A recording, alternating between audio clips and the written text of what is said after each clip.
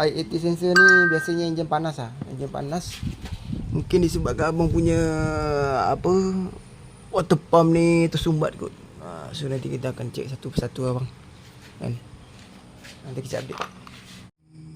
Okay geng, kau dah tengok video tadi tu, banyak-banyak sensor yang menyala tu kan. Tapi kat sini video aku nak fokus pada sensor i80 sensor tu.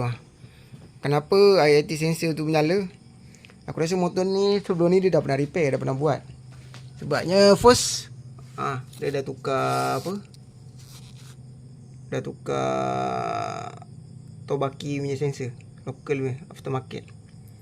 So kat sini macam mana benda ni boleh problem? Biasanya benda ni problem ataupun dia keluar warning, biasanya punca daripada head panas. Macam mana head boleh panas? Head block boleh panas?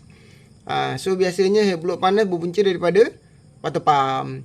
So water pump dekat sinilah, dekat bahagian sinilah. So dekat sini, kalau kau tengok ada motor yang kering je macam ni, jangan disangka yang kering ni water pump elok. Dia bergantung pada mileage. Kalau macam ni mileage dah terlalu jauh, dah 100,000 lebih. So kat situ dia bahagian situ kering je kan. Nampak tak? Dia punya meter sun benar ni 93 206. So korang kena check water pump ni. Kalau kering je korang kena check macam ni, aku ajar. Ambil test pen, cucuk dekat bahagian muncung tu.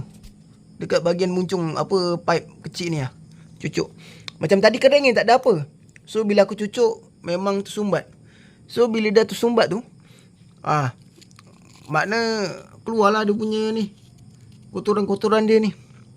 Kalau untuk normal punya motor, bila water pump pusing ni, kat sini akan keluar udara panas. Udara panas akan keluar kat sini.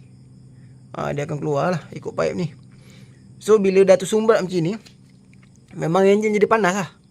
Biasanya korang akan terasa dekat kaki lah, dekat abang kat kaki. Kalau yang korang boleh rasa lah. Kalau korang tak boleh rasa, memang korang abaikan je lah.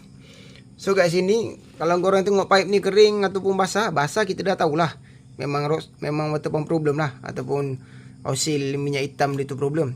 Tapi kalau kering je, mileage dah jauh, korang kena check ni, kena check pipe ni.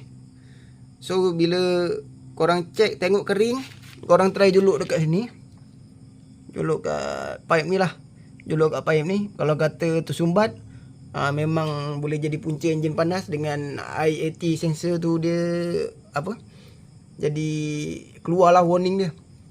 So kat sini korang tengok nampak ni keladak dia ni. Ni kalau buka water pump ni memang berkeladak kau-kau punya. Silap-silap karat tu, casing silap-silap pun boleh rosak ni. So pada korang yang nampak, boleh pula dia melitik macam tu. Boleh pula dia melitik. So pada korang yang abang-abang, adik-adik, kakak-kakak, nampak? Ui, korang kena check lah motor korang sendiri.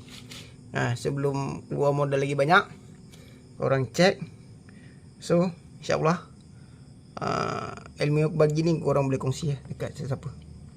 Nampak? Berkeladak amat. Memang bukan lucu lah maksudnya.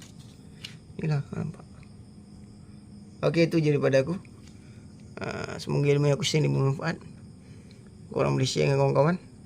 Yang mana nak repair motor ke, nak check motor ke, boleh rujuk aku Nombor aku macam biasa lah, 0111014993. Korang boleh Google ataupun Waze. Nanti apa, Google Kecil Cherry Garage. So kat situ pun ada nombor telefon aku. So apa-apa roja. Itu je video aku untuk kali ni. Assalamualaikum warahmatullahi wabarakatuh. Bye bye. Selamat malam. Tata.